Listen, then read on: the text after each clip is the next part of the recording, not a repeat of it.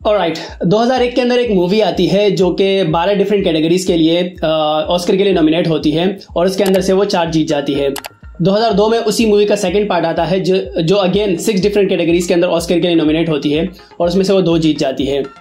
लेकिन 2003 के अंदर उसी मूवी का थर्ड पार्ट आता है जो कि इस मूवी का जो सीरीज का फाइनल पार्ट होता है और वो 11 ऑस्कर्स के लिए नॉमिनेट होता है और वो 11 के 11 जीत जाता है, मतलब clean sweep. And this is I think the highest for any movie जिसने इतना मतलब क्लीन स्वीप किया हो। जितने ऑस्कर्स के लिए नॉमिनेट हुई उतने के उतने सारे जीत गए। और उसके अलावा 11 ऑस्कर, आई डोंट थिंक किसी फ्रेंचाइज के पास इतने सारे ऑस्कर्स है। जो कि पार्ट्स वाली मूवीज होती है ना, उनको ऑस्कर जो है वो इतना आसानी से मिलता नहीं है। टाइटैनिक के पास है आई थिंक, लेकिन वो एक सिंगल मूवी थी। खैर, तो कुल मिला के इन तीनों पार्ट के 17 ऑस्कर्स बनते हैं और इस सीरीज का नाम है the Lord of the rings. आपने सुना ही होगा, इतनी मशहूर सी सीरीज है। जब भी सिनेमा की बात होती है, क्लासिक सिनेमा की बात होती है, तो लॉर्ड ऑफ द रिंग जो सीरीज है ये इसका जिक्र जरूर होता है। और अगर हम IMDb की बात करें ना, तो IMDb के अंदर जो टॉप 10 मूवीज है ना ऑफ ऑल टाइम, उसके अंदर इसके 2 पार्ट आते हैं, एक पार्ट 3 और एक पार्ट 1। दोनों की रेटिंग, एक का 9 है और एक का जो है 8.8 है। पार्ट सेकंड पार्ट के मेरे ख्याल से 8.8 रेटिंग थी। और जो इसका पार्ट 3 है उसका एक एक्सटेंडेड वर्जन है, उसका तकरीबन जो IMDb पे रेटिंग है वो है 9.7।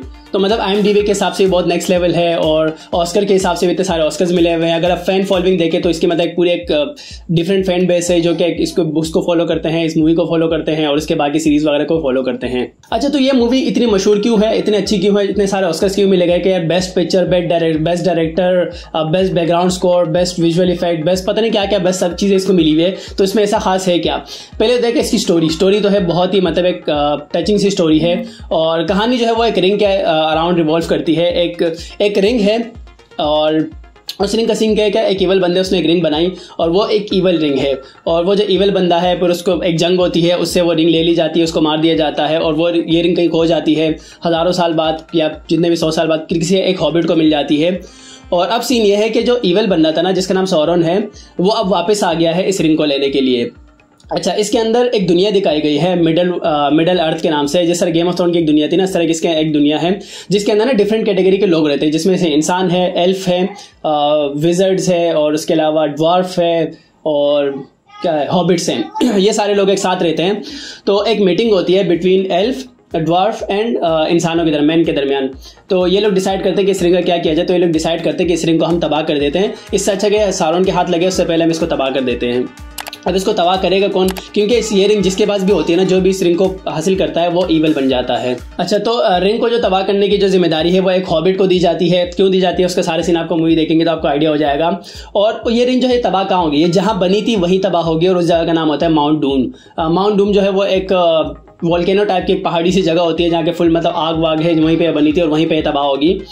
तो ये लोग बोलते हैं कि भाई वहां जाके इस रिंग को तबाह करना है। और जो हॉबिट है उसके साथ ना 3-4 लोग भेज दिया जाता है। एक जो है एल्फ चले जाता है और एक विजर्ड होता है जो गेंडाल्फ का कैरेक्टर है, बहुत मशहूर सा कैरेक्टर है वो। उसके अलावा एक 2 बंदे चले जाते हैं और एक ड्वार्फ चले जाते हैं। तो ये सारे जो है एक एडवेंचर पे निकल पड़ते हैं और यहाँ से जो है कहानी मूवी के फर्स्ट पार्ट से स्टार्ट होती है। और ये कहानी अब आगे जाके कहाँ जाएगी, आप तीनों पार्ट देखेंगे आपको आइडिया लगेगा।